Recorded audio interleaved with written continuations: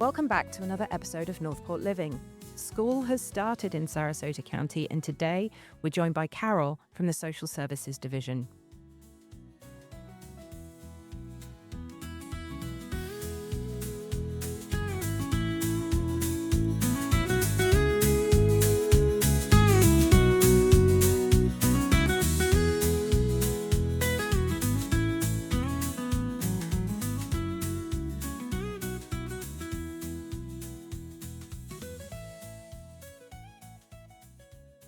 Welcome, Carol. Hi, thank you for having me.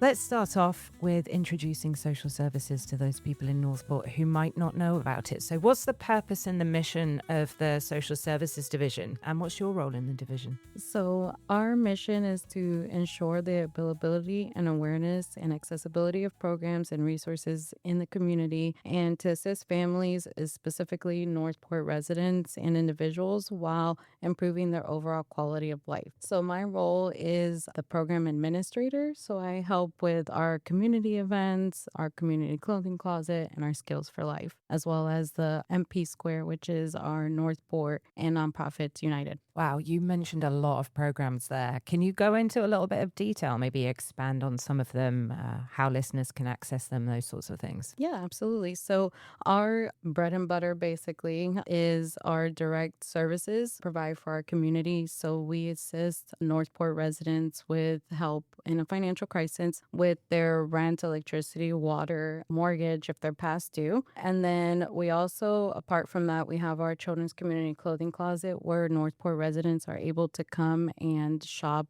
every other month for free. It's a donation base, so they can shop and then donate right back to us. And the hours for that is Monday through Thursday from 9 to 4. And we accept any kind of clothing. I mean, it's really impactful to see how a lot of these kids are growing up. I've been here 3 years already, and we have a lot of the same families, and they're like, oh, little Timmy got to shop, and he grew out of that, so now he's coming back and getting more, but he's putting it right back in there. So it's really good to see and get to know the families as well that are shopping for the clothing closet. We also have our Skills for Life, which are geared towards different audiences. So we have some geared for our teens, for our seniors, and for adults. So thinking about the clothing closet there, obviously people can get involved by applying to come in as a family and utilize that service. But how could I donate? How could somebody who doesn't need the service but wants to help, how do they donate? How do they get in contact with you for those things?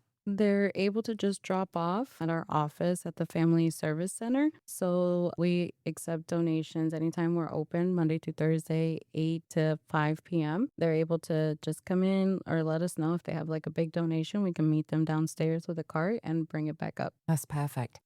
So you just mentioned the Family Service Center, which is where you guys are located. Now, I know you're not the only people that are located in that building. So what other services are available at the Family Service Center? We have a big, diverse group of agencies that are at the Family Service Center. We help a variety of different, so we help like infants, we help children, seniors, adults, Northport residents. We do have Spark, we have AARP, Big Brothers Big Sisters, Northport Meals on Wheels, Impact Health, Sarasota County Veterans Services, Literacy Volunteers, WIC, and the Community Policing Unit. They're all in our building. And your role sometimes is to someone will come in to see you guys and then you can connect them actually with other services within that building, right? Absolutely. And that's the big part of why Family Services is there, so that we can all help each other connect to area resources as well. So a lot of these agencies are based off in Sarasota. So having them local here gives Northport residents the access to those services as well locally. That's awesome. Thank you, Carol. Mm-hmm. So thinking about Northport and the families in the community that we have here, how many families and groups is your division sort of supporting over the past year?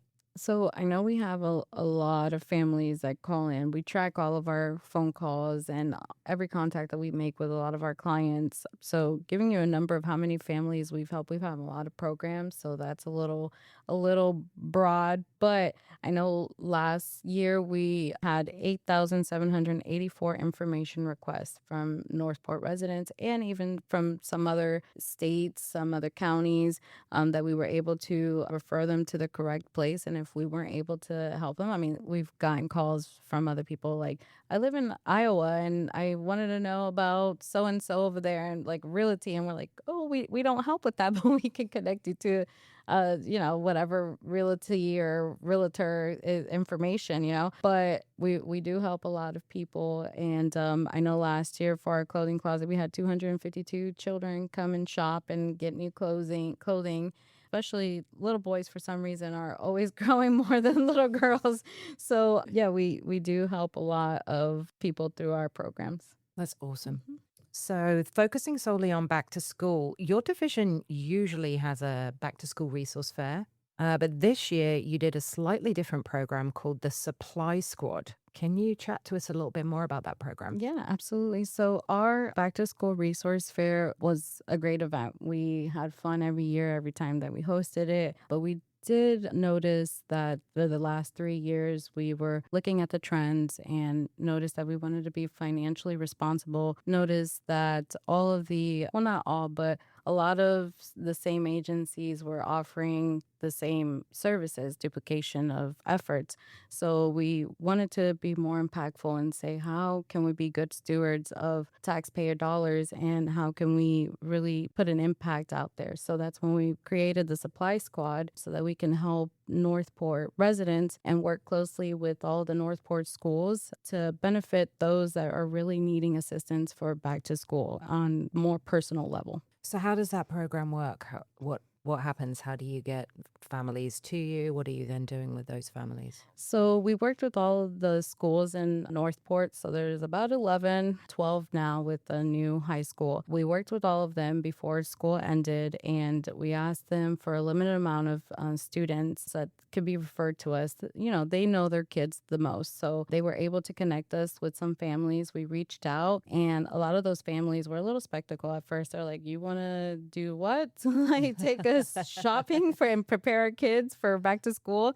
So yeah, and they were able to come. So it's a two-part process. So they come and get the resources because that was the point of our back to school resource fair. We wanted to connect local families with local resources as well. So we paired up, we did a workshop the month before the shopping day, and then we went ahead and connected them with the same resources as well. Agencies were able to come out and tell them about their services and connect with those families on a personal level. And then the following month, they were able to go shopping and take their kids out. It was a whole day process. So we started in the morning and it was just a really great day. I think we left there and we were just like, wow, that was great. That was impactful. We got to know a lot about these families. And even after, we have seen a lot of them in our offices already asking for resources, the ones that we connected them with, and other resources as well. And then I've even saw, like, I was paired up with a family. I saw them out and about in another agency or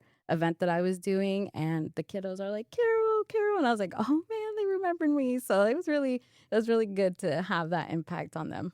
I would definitely remember you if I had had that experience with you, I think. I mean, I remember when I was younger, and if you didn't go back to school with the right shoes or you didn't have a new backpack or, even when you're younger, that can be something that's quite difficult as a child. And I think to be able to go shopping and get those things and go to school and have those things that your peers maybe have access to that you don't, it's really beautiful. And I saw some of the pictures of the kids smiling, and yeah, I think that's absolutely amazing. What was the best bit of the day? Was there something that stood out to you? So we went to Bocalupo for lunch. And again, I just sometimes think I'm like, oh, they're just here to shop. And then the kiddos got to play with dough. And one of the kiddos, spelled out my name with a dough. And I don't know, that's just to me, I was like, "Oh, you know my name, and, like, I was so important enough that you wrote my name," and I had to take a picture of that and everything.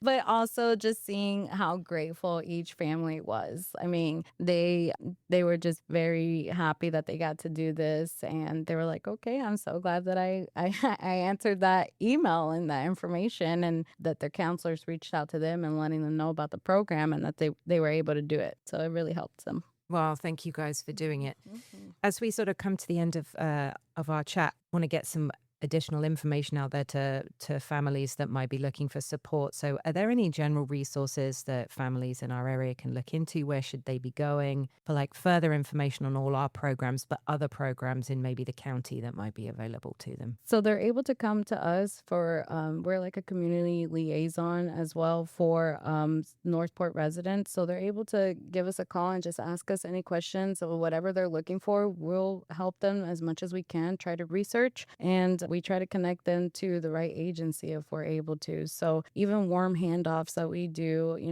I've had clients call and say, I can't get a hold of so and so. And if we have a connection there, then I will be like, hold on, let me see if I can connect you right away. Not necessarily directly, but at least do that warm handoff where the other agency will have their contact information and reach it back out to them. Awesome. If someone is looking to volunteer or donate, how do they get started in helping you to support the community? So they can always contact us directly if they're wanting to volunteer. We are always looking for volunteers in the holiday season as well as anything for donations. Next year we would definitely love to grow the supply squad program and see if we can have our community come together and maybe either adopt or sponsor a kid that's going to go back to school. It's so cool that you have so many programs. We're helping so many people, and also there's so many ways to get involved as a volunteer. So, thank you, Carol, for coming in. For anybody out there who is looking for resources or looking to volunteer and help our community, you can give the Social Services Division a call on 941 429 3700, or you can go and visit them in person at the Family Service Centre. And I know I've already said it, but thank you for coming in and chatting with us, and thank you for everything that you and your team do for the community in Northport. Thank you for having me.